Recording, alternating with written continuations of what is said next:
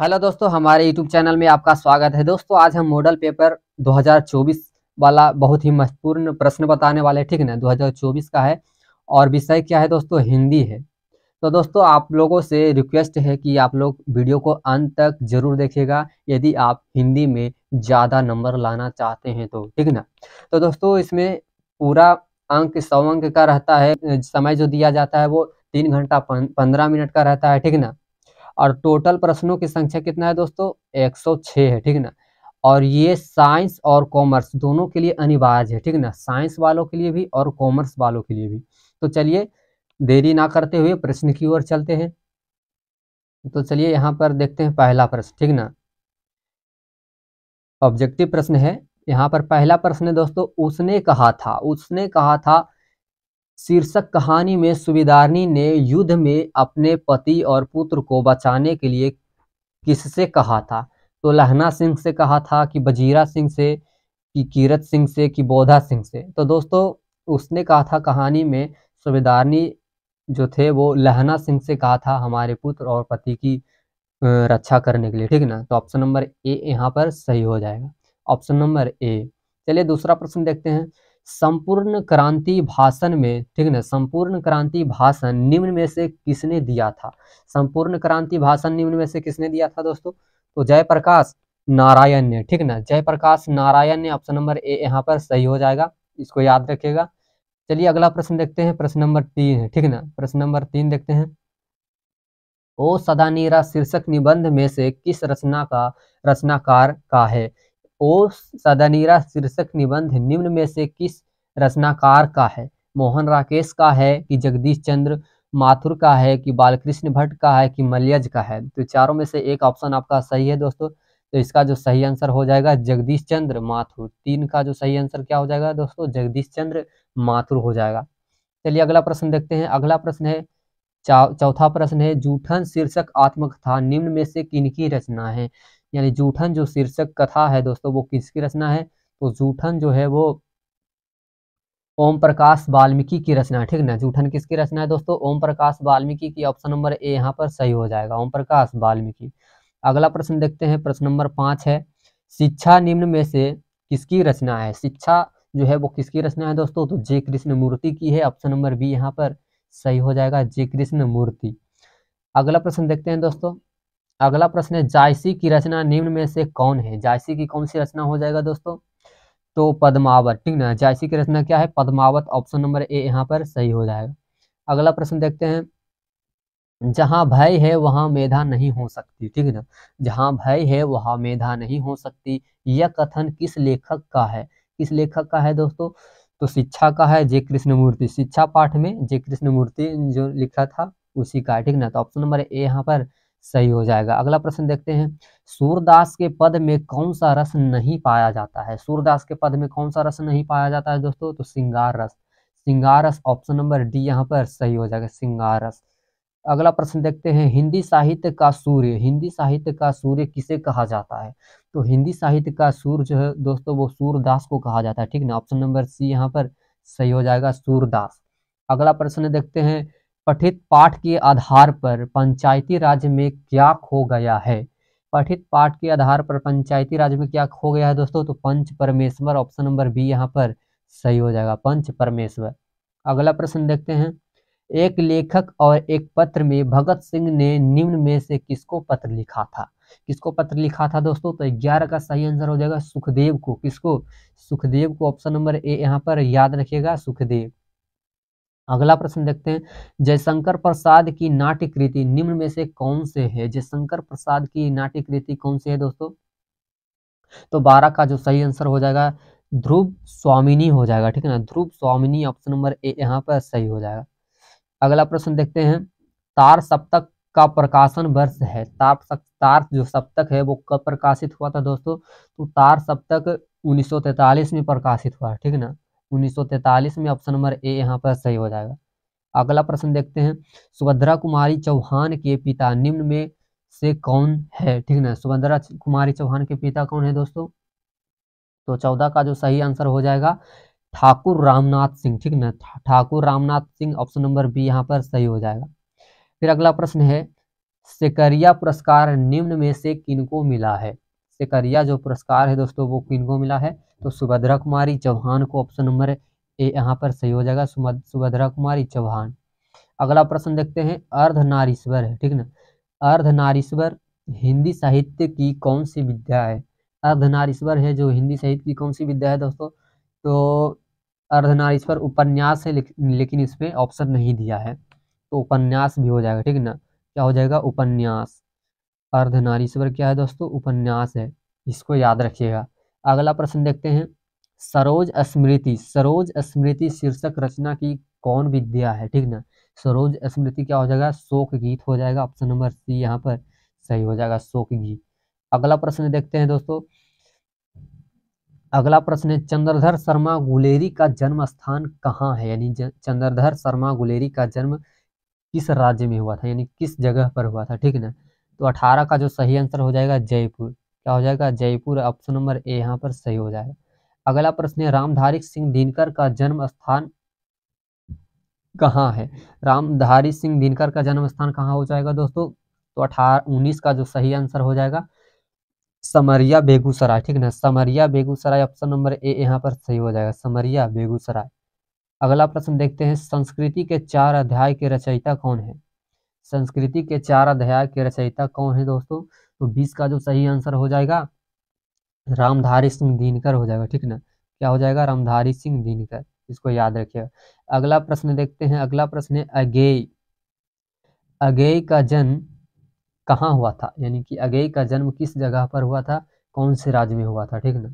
तो अगेय का जन्म हुआ था कुशीनगर, उत्तर प्रदेश, ठीक ना, Kushinagar, Uttar Pradesh, option number A यहाँ पर याद रखिएगा, ठीक ना। चलिए अगला प्रश्न देखते हैं, अगला प्रश्न है, जगदीश चंद्र माथुर का जन्म स्थान कहाँ है? जगदीश चंद्र माथुर का जो जन्म हुआ था वो कहाँ हुआ था दोस्तों? तो 22 का जो सही आंसर हो जाएगा शाहजहांपुर, उत्तर प्रदेश, ठीक ना। Shahjahanpur, Uttar Pradesh, option number A यहाँ पर भी सही हो जाएगा। अगला प्रश्न देखते हैं, मोहन राकेश, ठीक ना। अगला प्रश्न है, मोहन राकेश के बचपन का नाम क्या था? मोहन राकेश के बचपन का नाम क्या था दोस्तों? तो मदन मोहन गुगलानी था, ठीक ना। ऑप्शन नंबर ए यहाँ पर सही हो जाएगा, मदन मोहन गुगलानी। अगला प्रश्न देखते हैं, रामधारी सिंह दिनकर को उनकी किस कृति पर भारतीय ज्ञानपीठ पुरस्कार मिला था? रामधारी सिंह दिनकर को उनकी कृति पर किस कृति पर भारतीय ज्ञानपीठ पुरस्कार मिला था दोस्तों? तो 24 का जो सही आंसर हो जाएगा उर्वशी पर, ठीक ना, उर्वशी पर, ऑप्शन नंबर ए यहाँ पर सही हो जाएगा। अगला प्रश्न देखते हैं, अगला प्रश्न है, हिंदी के विकास में मील का पत्थर निम्न में से कौन कहानी है? मील का पत्थर किसे माना जाता है? तो उसने कहा था को, किसको? उसने कहा था को, ऑप्शन नंबर ए यहाँ पर सही हो जाएगा, ठीक ना, उसने कहा था।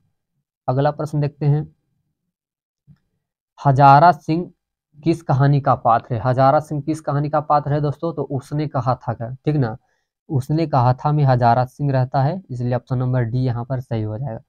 अगला प्रश्न देखते हैं, कल देखते नहीं रेशम से कढ़ा हुआ सालो, यह उक्ति किस शीर्षक पाठ से है? किस शीर्षक पाठ से है दोस्तों? तो लहना सिंह किस में रहता है? उसने कहा था में, वही लहना सिंह ने बोला था सूबेदारनी को, सूबेदारनी ने बोला था लहना सिंह को यही बात, या देखते नहीं कि रेशम से कढ़ा हुआ सालू है, तो उसी कहानी में बोला था, उसने कहा था कहानी में बोला था, ठीक ना। ऑप्शन नंबर ए यहाँ पर सही हो जाएगा, ऑप्शन नंबर ए। अगला प्रश्न देखते हैं, माहेश्वर किस कहानी के पात्र है? माहेश्वर जो है वो किस कहानी के पात्र है दोस्तों? तो 28 का जो सही आंसर हो जाएगा रोज कहानी, ठीक ना, इस कहानी का, रोज कहानी का, ऑप्शन नंबर ए यहाँ पर सही हो जाएगा। अगला प्रश्न देखते हैं, यहाँ पर अगला प्रश्न है, कुंती किस एकांकी की पात्रा है? कुंती किस एकांकी की पात्रा है दोस्तों? तो 29 का जो सही आंसर हो जाएगा सिपाही की माँ, ठीक ना, सिपाही की माँ, ऑप्शन नंबर ए यहाँ पर सही हो जाएगा, सिपाही की माँ। अगला प्रश्न है, कविता के नए प्रतिमान, ठीक ना, कविता के नए प्रतिमान के रचयिता निम्न में से कौन है? कविता के नए प्रतिमान के रचयिता कौन हो जाएगा दोस्तों? तो नामवर सिंह, कौन हो जाएगा? Namvar Singh, option number C यहाँ पर सही होगा, ठीक ना, ऑप्शन नंबर सी। अगला प्रश्न देखते हैं, सच है, अगला प्रश्न है दोस्तों, सच है जब तक मनुष्य बोलता नहीं तब तक उसका गुण या दोष प्रकट नहीं होता है, यह उक्ति किस शीर्षक पाठ से है? तो बातचीत से, ठीक ना, बोलने का जो कोई भी शब्द आएगा दोस्तों तो बातचीत का आएगा, ठीक है ना, बातचीत पाठ से रिलेटेड होगा। ऑप्शन नंबर ए यहाँ पर सही हो जाएगा। अगला प्रश्न देखते हैं, डॉक्टर अंबेडकर। अगला प्रश्न क्या है, डॉक्टर अंबेडकर राष्ट्रीय पुरस्कार निम्न में से किनको मिला था? डॉक्टर अंबेडकर राष्ट्रीय पुरस्कार निम्न में से किसको मिला था दोस्तों? तो 32 का जो सही आंसर हो जाएगा ओम प्रकाश वाल्मीकि हो जाएगा, ठीक है ना, ओम प्रकाश वाल्मीकि को मिला था। ऑप्शन नंबर ए यहाँ पर सही हो जाएगा। फिर अगला प्रश्न है, इनसे ये ना कराओ भूखे रह लेंगे, इन्हें इस गंदगी में ना घसीटो। यह उक्ति किस शीर्षक पाठ से है? तो किस शीर्षक पाठ से होगा दोस्तों? तो 33 का जो सही आंसर हो जाएगा ऑप्शन नंबर डी हो जाएगा, शिक्षा, ठीक ना, क्या हो जाएगा, शिक्षा से लिया गया, ऑप्शन नंबर डी। अगला प्रश्न है, पंडित रामावतार वैद्य एवं पिताजी किस कहानी के पात्र हैं? तो 34 का जो सही आंसर हो जाएगा वो क्या होगा दोस्तों? तो जूठन का है, ठीक ना, किस कहानी का पात्र है? जूठन का, ऑप्शन नंबर सी यहाँ पर सही हो जाएगा। अगला प्रश्न देखते हैं, जसबीर और जेनसर, ठीक है ना, जसबीर और जेनसर किस आत्मकथा के पात्र हैं? जसबीर और जेनसर किस आत्मकथा के पात्र है दोस्तों? तो ये हो जाएगा शिक्षा का, ठीक है ना, शिक्षा का हो जाएगा, ऑप्शन नंबर सी यहाँ पर सही हो जाएगा, शिक्षा का। अगला प्रश्न देखते हैं, अगला प्रश्न है 36 नंबर, ठीक ना, 36 नंबर, प्रेमाख्यानक काव्यधारा के कवि निम्न में से कौन है? प्रेमाख्यानक काव्यधारा के कवि निम्न में से कौन है दोस्तों? तो 36 का जो सही आंसर हो जाएगा वो जायसी होगा, ठीक है ना, क्या हो जाएगा, जायसी, ऑप्शन नंबर सी यहाँ पर सही हो जाएगा। अगला प्रश्न है, प्रश्न नंबर 37 है, गाढ़ी प्रीति नैन जल भेई। गाढ़ी प्रीति नैन नैन जल भेई, यह पंक्ति किस शीर्षक कविता से है? तो यह पंक्ति जो है किस शीर्षक कविता से है दोस्तों? तो ये हो जाएगा तुलसीदास के पद, ठीक है ना, तुलसीदास के पद, ऑप्शन नंबर सी यहाँ पर सही हो जाएगा। अगला प्रश्न देखते हैं, तो यहाँ पर अगला प्रश्न है, कली कराल दुकानदारुन, ठीक है ना, कली कराल दुकानदारुन सब कुम्हाती का कसाजू, यह पंक्ति किस कविता से लिया गया है? किस कविता से लिया गया है? पुत्र वियोग से, ठीक ना, पुत्र वियोग से, ऑप्शन नंबर डी यहाँ पर सही हो जाएगा। अगला प्रश्न देखते हैं, डरा हुआ मन बेमन जिसका बाजा रोज बजाता है, यह पंक्ति किस शीर्षक कविता से है दोस्तों? 39 का जो सही आंसर हो जाएगा अधिनायक, ठीक ना, क्या हो जाएगा, अधिनायक, ऑप्शन नंबर सी यहाँ पर सही हो जाएगा, ठीक ना। अगला प्रश्न देखते हैं, अगला प्रश्न है कि जिन बुलाओ से गांव के घर की रीढ़ झुराती है, यह पंक्ति किस कविता से है? यह पंक्ति किस कविता से है दोस्तों? तो गांव का घर से, ठीक है ना, गांव का घर, ऑप्शन नंबर बी यहाँ पर सही हो जाएगा। अगला प्रश्न देखते हैं, अगला प्रश्न है, जिस पुरुष में नारीत्व नहीं अपूर्ण है, जिस पुरुष में नारीत्व नहीं अपूर्ण है, यह उक्ति किस शीर्षक पाठ से है? तो यह उक्ति जो है वो अर्धनारीश्वर से है, ठीक है ना, अर्धनारीश्वर, ऑप्शन नंबर ए यहाँ पर सही हो जाएगा। अगला प्रश्न देखते हैं, अगला प्रश्न है, ओ सदा नीरा पाठ में किस नदी की चर्चा है? ओ सदा नीरा पाठ में किस नदी की चर्चा है दोस्तों? तो गंडक नदी की, ठीक है ना, गंडक नदी की, ऑप्शन नंबर सी यहाँ पर सही हो जाएगा। चलिए अगला प्रश्न देखते हैं, अगला प्रश्न है, आज तक तो सुना नहीं था कि कांटों के चुभने से मर जाते हैं, डॉट डॉट डॉट खाली स्थान को भरना है, यह किस शीर्षक पाठ की पंक्ति है दोस्तों? तो 43 का जो सही आंसर हो जाएगा तिरिच, ठीक है ना, क्या हो जाएगा, तिरिच, ऑप्शन नंबर सी यहाँ पर सही हो जाएगा, ठीक ना, क्या हो जाएगा, तिरिच, ऑप्शन नंबर सी। अगला प्रश्न है, तिरिच कहानी किस प्रकार की रचना है? तिरिच कहानी किस प्रकार की रचना है दोस्तों? तो तिरिच जो है वो आध्यात्मिक कहानी है, ठीक ना, इस प्रकार की रचना है, आध्यात्मिक है, ठीक ना, ऑप्शन नंबर सी यहाँ पर याद रखिएगा, आध्यात्मिक। अगला प्रश्न देखते हैं, गैंग्रीन शीर्षक रचना के रचयिता निम्न में से कौन है? गैंग्रीन शीर्षक रचना के रचयिता निम्न में से कौन है दोस्तों? तो अगेय है, ठीक ना, अगेय हो जाएगा, ऑप्शन नंबर ए यहाँ पर सही हो जाएगा। और अगेय का पूरा नाम क्या था दोस्तों? सच्चिदानंद हीरानंद वात्स्यायन अगेय। अगला प्रश्न है, प्रश्न नंबर 46, तिरिच शीर्षक पाठ में तिरिच क्या है? तिरिच क्या है दोस्तों? तो एक विषैला कीड़ा है, ठीक है ना, क्या है, एक विषैला कीड़ा है, ऑप्शन नंबर सी यहाँ पर सही हो जाएगा। अगला प्रश्न है, दलित साहित्य का सौंदर्य शास्त्र के रचयिता निम्न में कौन है? दलित शास्त्र के सौंदर्य के रचयिता निम्न में कौन है दोस्तों? तो ओम प्रकाश वाल्मीकि है। ऑप्शन नंबर ए यहाँ पर सही हो जाएगा, ओम प्रकाश वाल्मीकि। अगला प्रश्न देखते हैं, कुंडली पुंडलीकजी का संबंध निम्न में से किस रचना से है? पुंडलीकजी का संबंध निम्न में से किस रचना से है दोस्तों? तो ओ सदानीरा से है। ऑप्शन नंबर बी यहाँ पर सही हो जाएगा, ओ सदानीरा से। अगला प्रश्न है दोस्तों, सिपाही की माँ।